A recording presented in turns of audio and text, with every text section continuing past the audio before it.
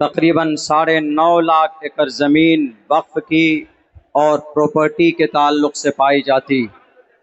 उस ज़मीन के ऊपर नए तरह के क़वानीन बनाए गए।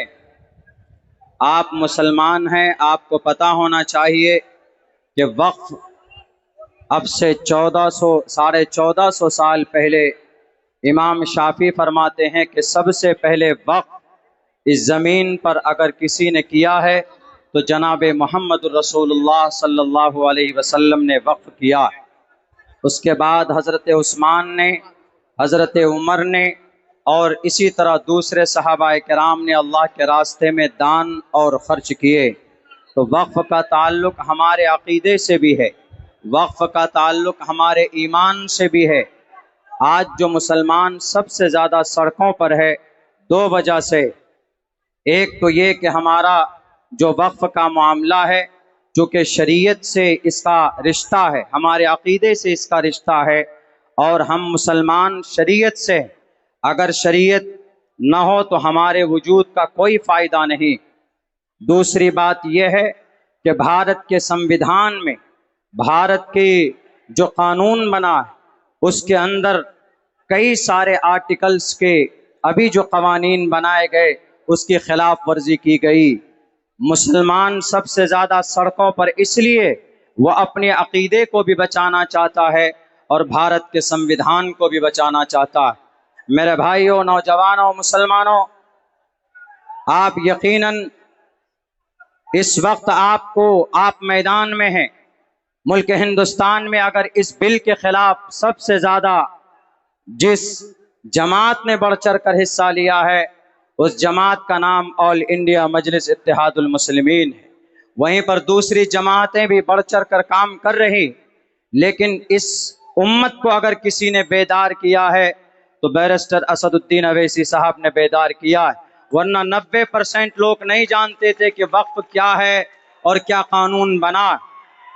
मेरे भाइयों, मेरे नौजवानों, आप इस वक्त जो सड़कों पर हैं ये सिर्फ शरीयत को बचाने के लिए नहीं, बल्कि भारत के आर्टिकल में दफा नंबर 14 है जिसमें कहा गया इक्वालिटी बिफोर लॉ और the equal protection of the loss with in the territory of India. आप इसकी हिफाजत के लिए भी मैदान में है। आर्टिकल नंबर 25 आप उसकी हिफाजत के लिए भी मैदान में है। Article number 15 prohibition of discrimination on grounds of religion.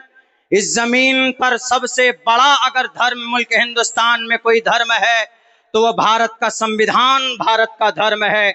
इसीलिए कुर्सी पर बैठने वाले प्राइम मिनिस्टर साहब से कहना चाहते कि आप धर्म के नाम पर कोई कानून बनाएंगे, आप अगर जात के नाम पर कोई कानून बनाएंगे तो भारत का संविधान उसकी परमिशन आपको नहीं देता है।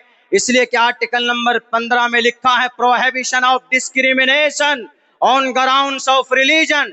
टोपी और दाढ़ी देखकर कोई कानून नहीं बनेगा। ये देश चलेगा तो भारत के संविधान से चलेगा जो इस देश का कानून है, इस देश का धर्म है। और आप अगर ये समझते हो कि भाई ये बुज़दिल कौम है, ये कुछ करना नहीं जानती है, तो सुन लीजिए, 2 मिनट में अपनी बात पूरी करता हूं। इस मट्टी को बचाने के लिए सबसे पहले मैदान में 1755 के अंदर अगर कोई था तो यही कौम अली वर्दी खान था। अगर इस देश की मट्टी को बचाने के लिए 1799 में अगर कोई अंग्रेज के सामने खड़ा था तो वो शेर मैसूर टीपू सुल्तान था। 1831 में सर पे कफन बांध कर अगर इस मट्टी को बचाने के लिए कोई मैदान में थे तो इसी कौम के लोग सैयद अहमद शहीद बरेलवी थे 1757 के अंदर। और जनाब 1919 में जलियांवाला बाग में हमारे लोगों ने कुर्बानी दी। उस वक्त इसी कौम ने देश को आजाद किया था। अगर आप जैसे जालिमों से इस देश को आजाद कराने की जरूरत पड़ेगी तो यही कौम सर पर कफन बांधकर मैदान में निकलेंगे और देश को आजाद कराएंगे। बहुत बहुत शुक्रिया, जज़ाकल्लाह। 1 मिनट में एक मैसेज और देना चाहता हूं। दान का ताल्लुक इस्लाम से नहीं, हिंदू से भी। गीता में एक मंत्र है, दातव्य मिति यद्यानम दीयते नुपकारिणे देशे काले चपात्रे च तद्दानम सात्विकम स्मृतम, कि दान करो, दान कीजिए। और दूसरी चीज, गद्दी पर जो बैठा है उसके लिए एक पैगाम, यानी मिस्टर प्राइम मिनिस्टर साहब के लिए। वो लिखा हुआ है कि जा नरपति परजा दुखदाता, सो नर तुरत नरकम हो जाता। अगर ऐसा कोई कानून लाते हैं जिससे लोगों को तकलीफ पहुंचे, तो उस तकलीफ की वजह से फौरन आप नर्क में जाएंगे, आप कुर्सी से उठेंगे, आपकी मौत होगी, आप नर्क में जाएंगे। ये भी आपके लिए इबरत है मिस्टर प्राइम मिनिस्टर साहब, यह आपके ग्रंथ में है, याद रखिएगा। गद्दी पर बैठे हैं, सबको लेकर चलिए तो इंशाअल्लाह इस देश का भला होगा। बहुत बहुत शुक्रिया, जज़ाकल्लाह, अस्सलाम वालेकुम व रहमतुल्लाह। बहुत खूब। अब मैं इसी के साथ